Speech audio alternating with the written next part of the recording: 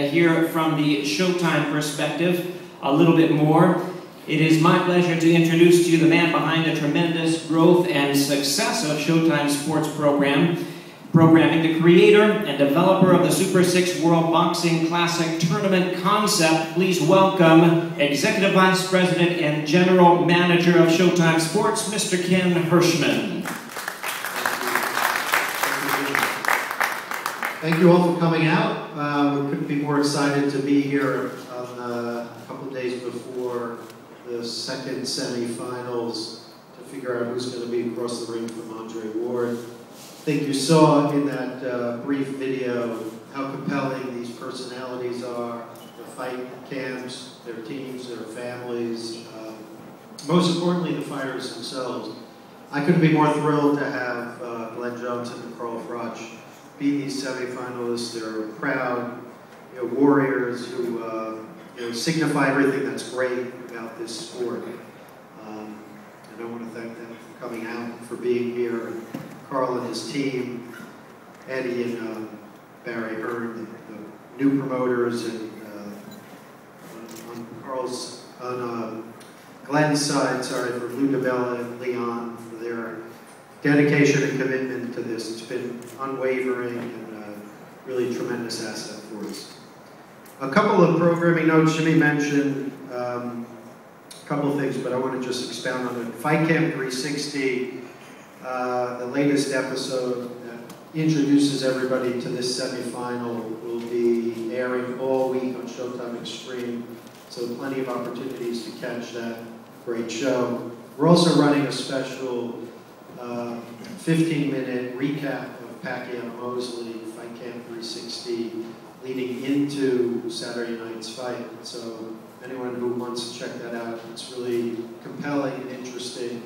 And it's something, again, that differentiates us from our competitors in that, we look at Fight Camp 360 as exactly what it says, as a 360 view, which includes post-fight, the good and the bad of it from both camps. And you'll see some really compelling footage that no one's ever seen before in that show. So I encourage you to check it out.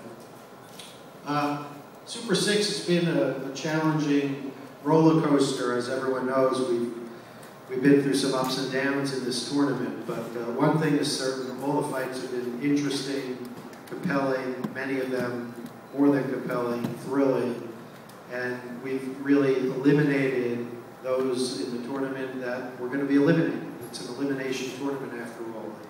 We whittled the field down from 6 to now 3. After Saturday night, it will be 2. So, again, I think that the tournament has served its purpose. It was designed to keep attention in boxing and attention on these great champions throughout the entire 18 months to 2 years that this is going to run, and it's certainly done that.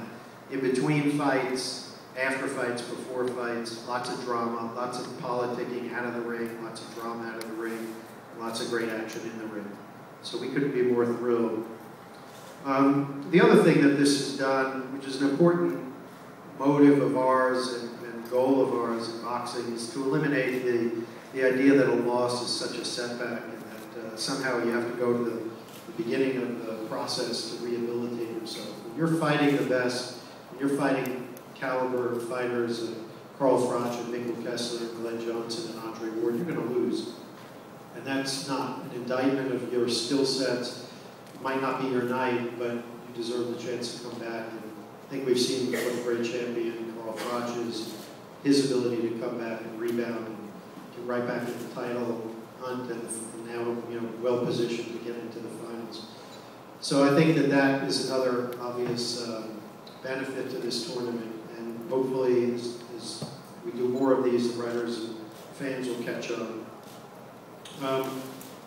Looking ahead again, Saturday night, I think that we have two of the best super middleweights in the world. Glenn Johnson, who knew at his age and stage of his career could get down to 168 and be so competitive. Only Lou DiBella and Leon and Glenn himself certainly were confident of that. Everyone else was a bit skeptical. They assured me he could do it. He's a professional and he did it. I can't say enough about him. He's a tremendous human being, one of my favorite people, one of my favorite fighters of all time. Wish him the best. Carl, again, was there from the beginning. He's been the utmost professional. I think he's been a great ambassador for British boxing, great ambassador for the sport of boxing. Couldn't be prouder to call him a friend now. And I thank him and again his team for staying the course with us and persevering. And that's pretty much it. I'm going to throw it back to Jimmy.